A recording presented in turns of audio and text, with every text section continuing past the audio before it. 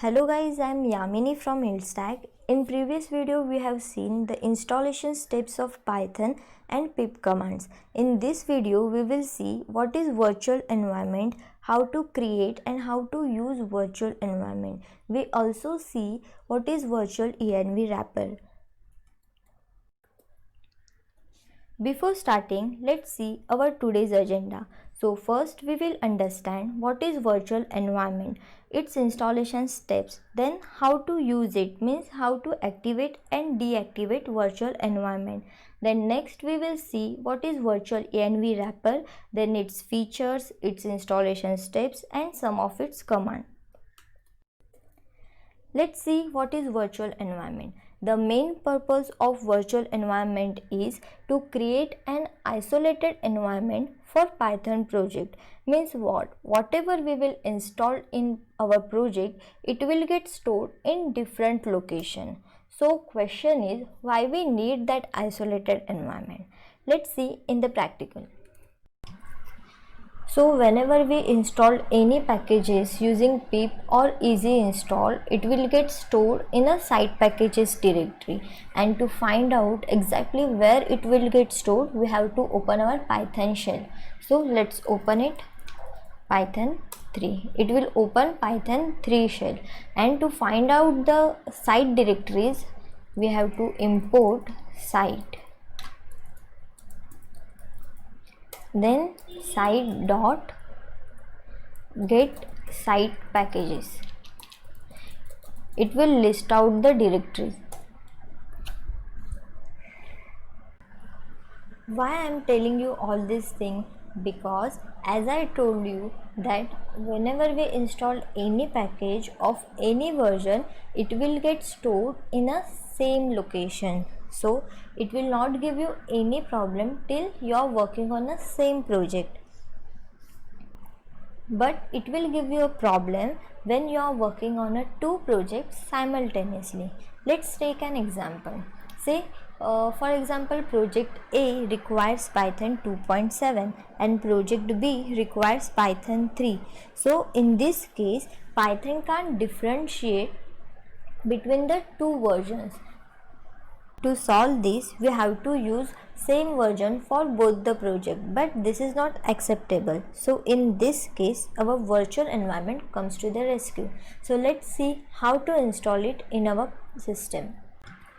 To install virtual environment in your system, we have to do pip3 install virtual env.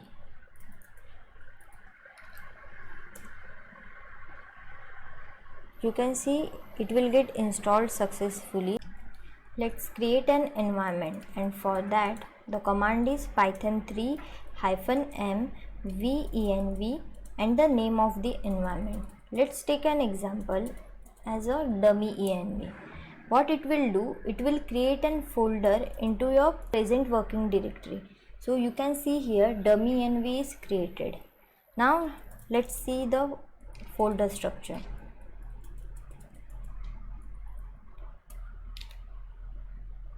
Okay, dummy env.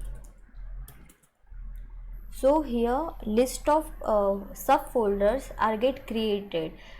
The bin folder contains all the files which are interact with the environment. Then there is a include folder. Whichever files are there in include folder are used to compile the Python packages we have installed in the environment. Then there is a lib folder. It used to store all the dependencies of the packages that we installed in our environment. Now let's activate the environment, but before activating, I will show you the pip freeze. What it will show, whatever the packages we have globally installed. You can see here lots of packages are installed globally. Now let's first activate the environment. For activating, we have to go the bin folder. The command is source, then bin, then there is a activate file which is used to activate the environment. So here our environment gets activated.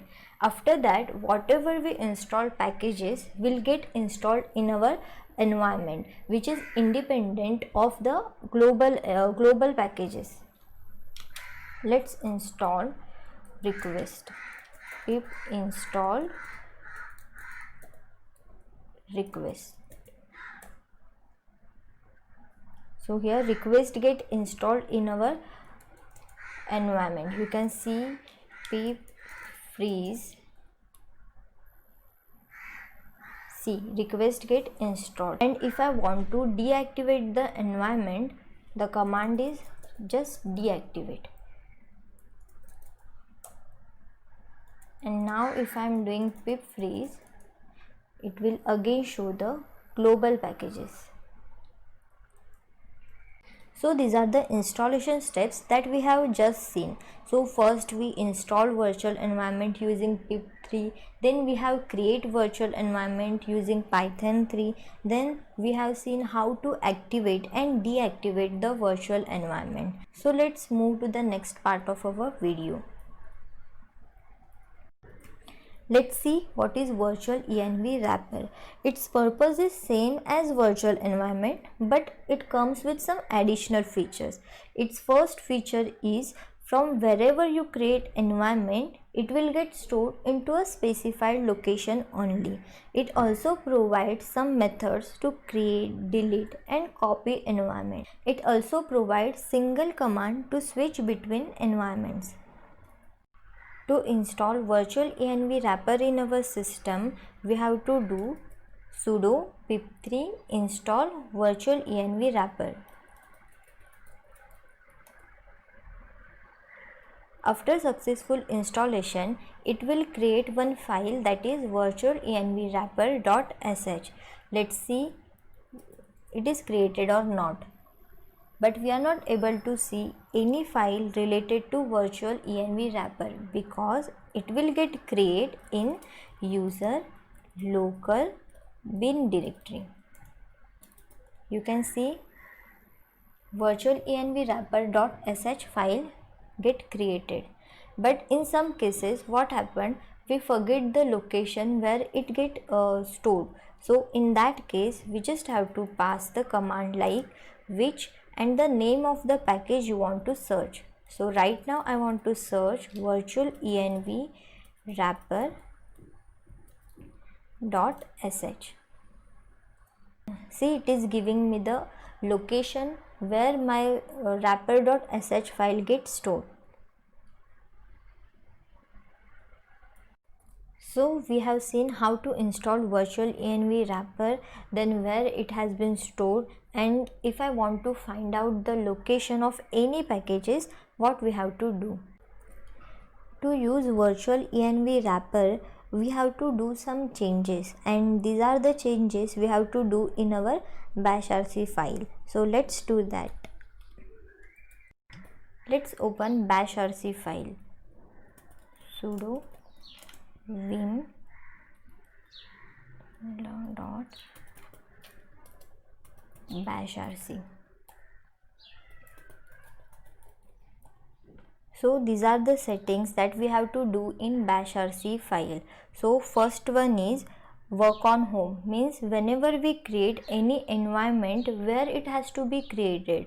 So virtual env is a default one. You can change it if you want. Then also it asks for location of Python and location of virtual env wrapper, that you have to change according to where your virtual environment wrapper and the Python is created. So let's come out the file, and don't forget to reload the file to make the changes applicable.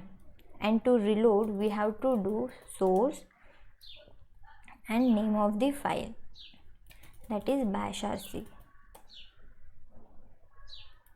And now again if I want to activate the environment, we have to just write work on and the name of the environment you have to activate, that is test. So this is the main reason why we should use the virtual env wrapper rather than normal virtual environment, because in virtual env wrapper we don't have to mention the entire path. we just have to write the work on and the name of the environment. But in previous, to activate environment, I have to go to the absolute path where I have created my environment. But here nothing like that. I just have to pass my environment and that environment will get activated. So it will get easy to activate and deactivate the environment. So we have seen how to create environment using virtual env wrapper, how to activate and deactivate the environment. So this is about the virtual environment and virtual env wrapper in Python. In next video we will see Python variables and operators. So if you like my video, please do like, share and subscribe, and thanks for watching Neilstack.